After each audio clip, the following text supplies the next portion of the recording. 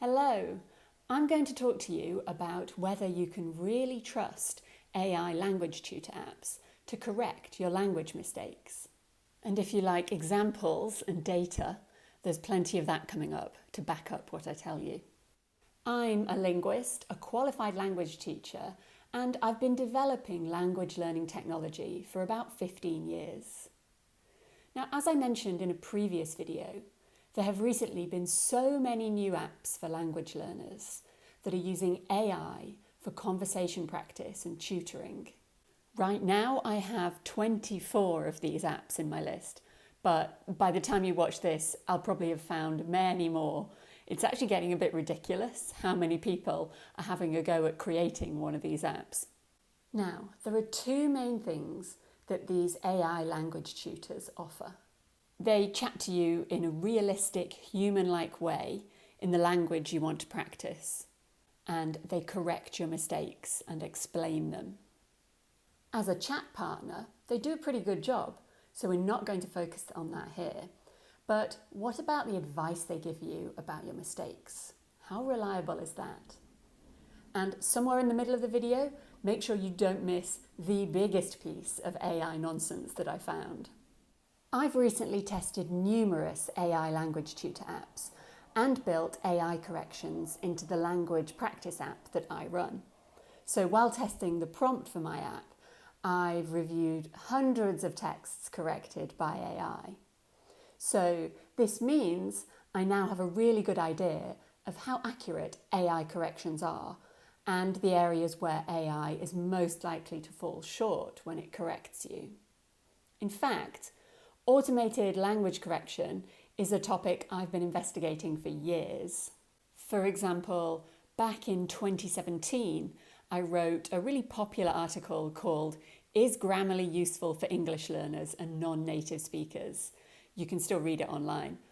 But the new generation of AI has brought new opportunities for automated language correction. Right now, in November 2024, the corrections that an AI language tutor gives you are not 100% accurate. The accuracy of the corrections may vary slightly between different apps, but assuming all apps are using ChatGPT or a similar AI model, the output will be broadly similar, and none is 100% reliable. But how unreliable are they? My estimate, based on detailed analysis, is that AI will find about 90% of the mistakes you make. But of the mistakes it tells you about 85% of those will be genuine mistakes, and the rest will be just improvements to the style, or maybe even totally unnecessary. How do I know all this? I'll explain in a minute and give you examples. Now, you might be happy with those success rates, and certainly it's better than not being corrected at all. But for me, as a language learner, it's not good enough. And what's worse is all the language apps that are offering these corrections are not even telling their users that the corrections aren't accurate. And I hate the idea of apps misleading users like that. Even ChatGPT explains in this tiny text that it can make mistakes.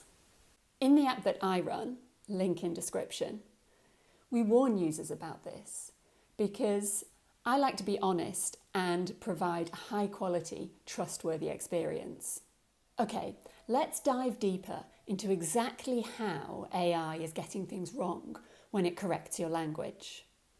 I did an in-depth analysis of 3 apps using 7 texts written by English learners who've used the app that I run. It's important to test with real texts written by real language learners because it means the texts will contain the types of mistakes that are typical from language learners. Like, we're not just talking typos and spelling mistakes like a native speaker would make.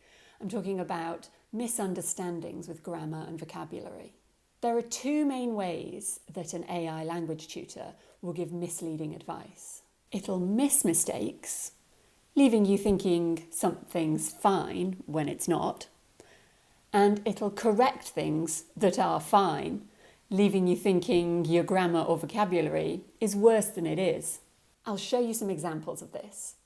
First, missed mistakes. Here's an example from Lengi.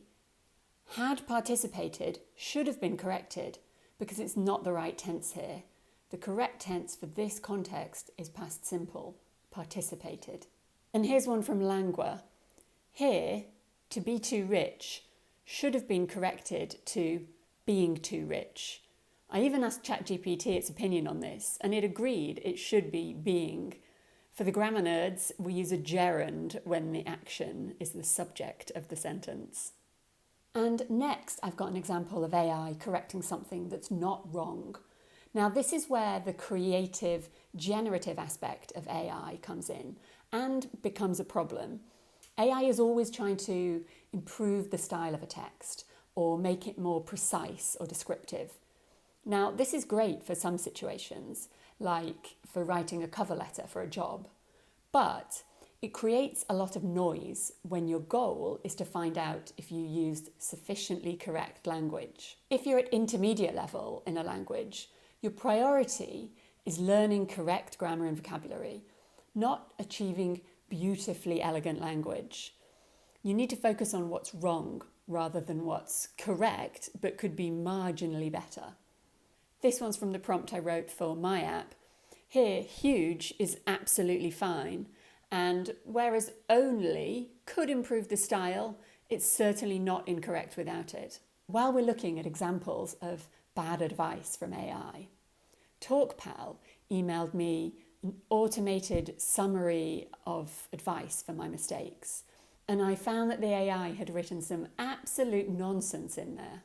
Look at this. It told me to work on using articles correctly and gave this as an example. Now, articles are the words a and the, so this mistake is not a mistake with articles. It also told me to be mindful of prepositions and gave this as an example mistake. It's a mistake where it told me to use believe instead of think. That has nothing to do with prepositions. And this mistake was one of the unnecessary ones anyway. So here it's just layering bad advice on top of bad advice.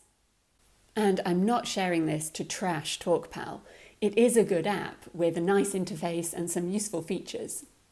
So why is this a problem if AI is right most of the time? Well, for me, as a language learner, I don't like this element of doubt because it makes me doubt every correction that the AI gives me. When using an AI tutor to practice Spanish, I look at some corrections and immediately I see and agree that I obviously got it wrong. Like I forgot to make the adjective agree with the gender of the noun. But it makes me want to double check the rest with a human, which kind of defeats the whole purpose. Like this correction I was given in Langua, for example. I have a feeling it's probably just an improvement of the style or even a completely unnecessary change, but I can't be sure. Spanish speakers, you can let me know in the comments. Can you say tarjeta de permiso, or does it have to always be carnet de permiso? So, to answer the question at the start of this video, is your AI language tutor lying to you? The answer right now, at the end of 2024, is yes. Sometimes it's lying to you. Most of the time, no, but sometimes yes. So what's my advice to language learners using AI language tutors? Well, focus on the corrections where you can immediately see and understand what you got wrong. You can rely on that because the correction is backed up by the grammar rules that you already know but just temporarily forgot.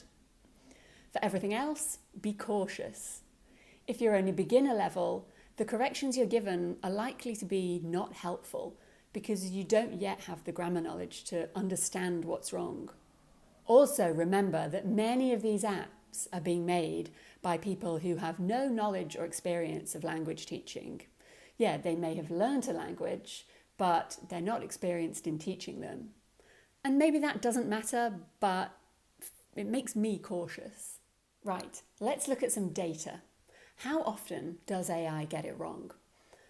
I took 10 texts written by English learners. I corrected them myself, which will take to be the most accurate and reliable way of correcting them. Although, of course, Even among humans, there would be some disagreement about what needs to be corrected. I then ran them through the current prompt I'm using in my app and 2 other good AI language tutor apps. Then I compared the results. This graph shows each text in each app. You'll see there's a lot of variation in how many mistakes they correct and whether they find all the mistakes that a human corrected. The human corrections are in blue. Now, you might look at text 5 and think, great, all of them match the human's corrections there. But no, it's not that simple. This is just the number of things it corrected. But, as I mentioned, sometimes AI corrects things that are fine. So let's dive deeper into what each app did with this particular text. Here, the blue line is the number of accurate corrections, as determined by a human. The red is the number that were unnecessary, where it corrected something that was fine. The yellow is the mistakes it missed. And here's the same type of graph for another text. Now, which type of errors does AI make most often? Missing a mistake or correcting something that's fine? That depends how the prompt is crafted, but I think based on the relatively small amount of data I looked at, generally, it's most likely to correct something that's fine. Here's the split between the missed and unnecessary corrections in all the apps I tested. And which type of AI failure do I think is worse? I think missed mistakes results in the language learner continuing to make that mistake, but they'll probably discover the mistake at some point. And maybe it's best not to focus on too many mistakes at once anyway. But correcting things that are fine results in confusion and loss of confidence. Really, neither type of failure is good because they both reduce the learner's trust in what AI is doing for them. So, as I've said, if you're a language learner, stay cynical about what AI is telling you. Maybe a year from now or 5 years from now, AI will be 100% accurate, or at least as accurate as a human. But we're not there yet.